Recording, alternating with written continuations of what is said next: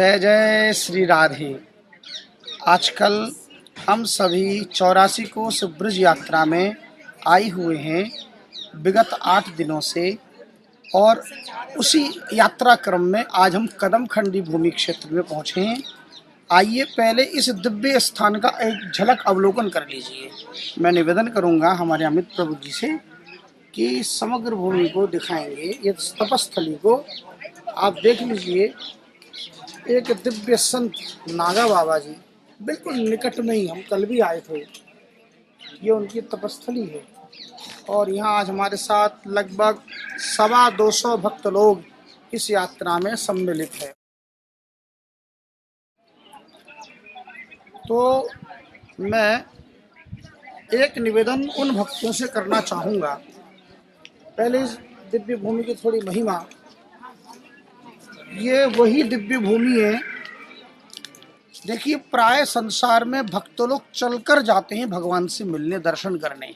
कहाँ जा रहे हो कि बिहारी जी जा रहे हैं, कहाँ जा रहे हो राधा वल्लभ जा रहे हैं। पर ये वो धरती है जहाँ स्वयं जगत नियंता ब्रह्मांड नायक भगवान श्री कृष्ण स्वयं एक संत की जटा सुलझाने अवतरित हुए। आप कल्पना कीजिए, ये जटा सुलझना क्या है। हम सबके जीवन के जितने जंजाल हैं, जो हम उलझे हुए हैं, वही तो जटा है। ये संसार रूपी जो हम भवाटवी में फंसे हुए हैं, कोई घर में, कोई फैक्ट्री में, कोई व्यापार में, कोई व्यवसाय में, कोई अपने नित्य कर्म में जो उलझा हुआ है, कहता है महाराज क्या करें, हमें सांस लेने की फुर्सत नहीं। पर ये भूल जाता है कि समस्त प्राणों का नियंता, जगत नियंता स्वयं प्राण रूप में विद्यमान है और वही समग्र शरीर को और सृष्टि को चला रहा है। और यदि हमने उसी का सानिध्य प्राप्त करने नहीं किया, इस मानव शरीर को प्राप्त करके भी भगवत प्राप्ति नहीं की, तो ये जीवन पशु तुल्य है। अपने ही हाथों से अपने शरीर का हम एक प्रकार से आत्मघाती है, आत्मशलाघा जिसे कहते हैं, हम आत्मघाती बन जाते हैं।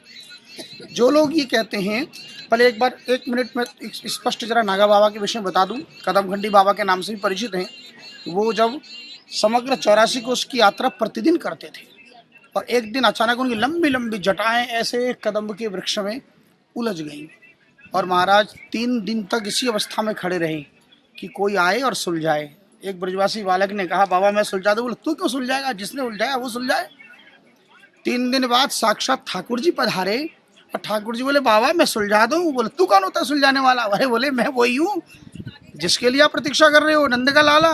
बोले, मैं कैसे मानूं तू नंद का लाला है। नंद का लाला होता तो तू अकेला थोड़ी आता, किशोरी जी को, मेरी श्री जी को साथ लाता। अच्छा, श्री जी आई तो थी पर वो एक तरफ झाड़ी में छुप गई थी। देखिए बाबा क्या कहता है।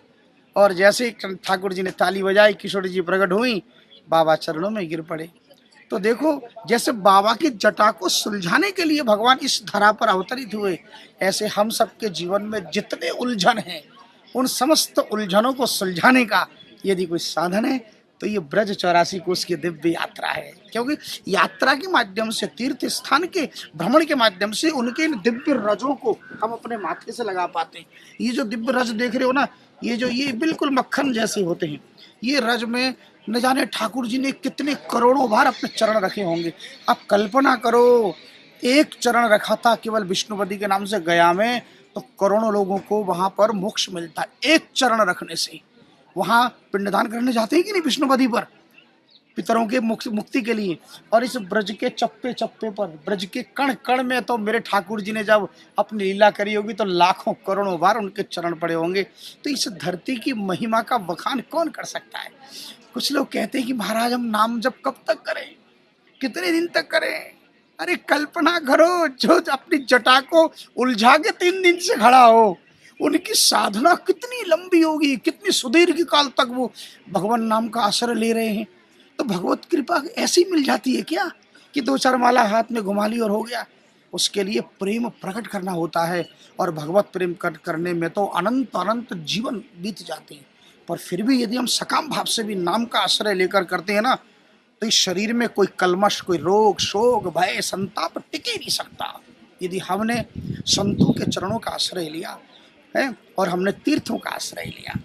मैं एक निवेदन करूंगा, इस वर्ष यदि आप लोग इस अवसर से चूक गए हों वंचित रह गए हों, मैं आपको वचन देता हूँ अगले वर्ष कार्तिक मास में इसी यात्रा में, ब्रज 84 कोष की यात्रा में पुनः सम्मिलित होऊंगा। और हमारे अमित प्रभु जो ये वीडियो बना रहे हैं, ये भी मेरे साथ होंगे। तो आप लोग भी इस वर्ष यदि वंचित रह गए तो अगले वर्ष सन 2022 में पुनः जुड़ने का सुनहरा अवसर है। इसलिए नाम जब शिथिल मत करना मेरे भाई, 10-20 नाम नहीं। मैं आपसे क्या कहता हूँ, 3 घंटा 35 मिनट कोई बहुत बड़ा महंगा सौदा नहीं है, बहुत सस्ता सौदा है।